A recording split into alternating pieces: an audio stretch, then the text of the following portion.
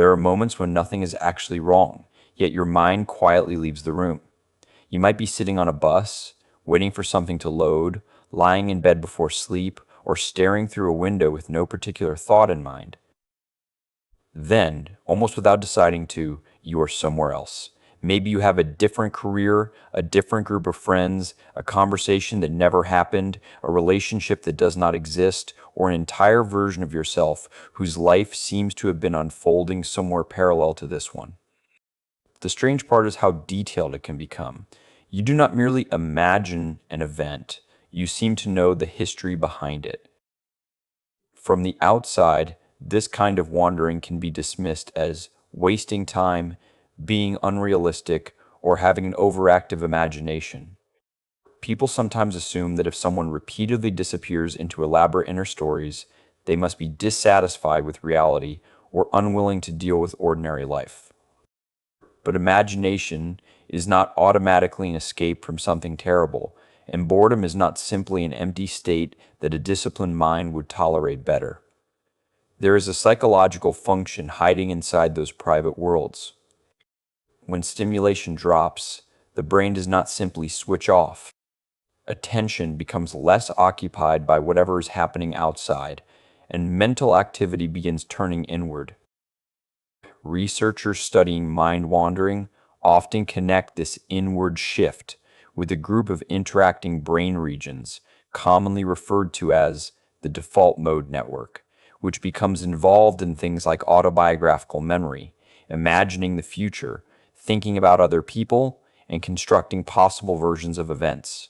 In ordinary terms, when the environment stops demanding your attention, the mind suddenly has room to start building, and it rarely builds randomly. The characters, achievements, arguments, reunions, careers, homes, friendships, or identities inside these alternate lives are usually assembled from pieces of real experience. A passing comment can become the beginning of an imagined friendship. A mistake from years ago can be rewritten into a scene where you finally respond exactly the way you wish you had. Someone you barely know can become important because they happen to represent something your mind is already interested in: recognition, closeness, competence, freedom, admiration, privacy, or simply being understood without having to explain yourself. This is partly because the human brain is constantly simulating possibilities. We mentally rehearse conversations before having them, anticipate what another person might say, imagine different outcomes, and use past experiences to predict what could happen next. Boredom removes some of the usual competition for attention so that simulation can become unusually vivid. Instead of asking only, "What might happen tomorrow?" the mind has enough unused space to ask something much larger. What would life feel like if everything had developed differently?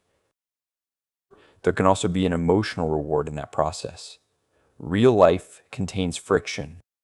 Other people misunderstand things, timing is inconvenient, opportunities disappear, conversations move too quickly, and events rarely unfold with perfect emotional clarity. An imagined world has different rules. The mind can slow a scene down, replay it, change somebody's reaction, remove uncertainty, or let a version of you speak without interruption. That does not necessarily mean you secretly want to abandon your actual life. Sometimes imagination is simply the only environment in which the brain can temporarily control all of the variables. For some people, that sense of control carries more weight because control was not always easy to find elsewhere. A child who is frequently interrupted may discover that inner conversations cannot be interrupted. Someone who grew up around unpredictable moods may find imagined relationships unusually calming because other people behave consistently there. A person who felt pressure to perform, remain useful, stay agreeable, or constantly respond to other people may develop a strong private world simply because imagination became one place where nothing was being requested from them. None of these histories is required for vivid daydreaming, but experience can influence why certain imagined worlds feel especially comforting. Other people arrive at the same habit for completely different reasons. Some minds seem to seek novelty quickly, and experience low stimulation moments as unusually flat. Others naturally think through images, scenes, stories, or hypothetical situations. Some people enjoy internal fantasy in much the same way someone else enjoys conversation, movement, music, or solving problems. There is no psychological hierarchy here. A person whose attention remains anchored in the immediate environment is not less imaginative, and someone with an elaborate inner world is not necessarily deeper, more creative, or more emotionally complicated. What makes alternate lives interesting is the trade off hidden inside them.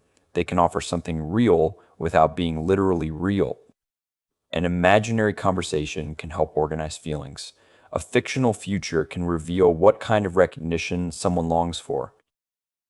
Replaying an event differently can expose the sentence they never felt able to say.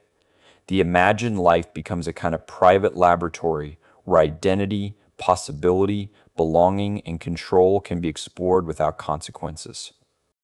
But the same feature that makes those worlds comforting can sometimes make ordinary reality feel comparatively unfinished. Real relationships do not follow scripts. Real achievements require long periods where nothing dramatic happens.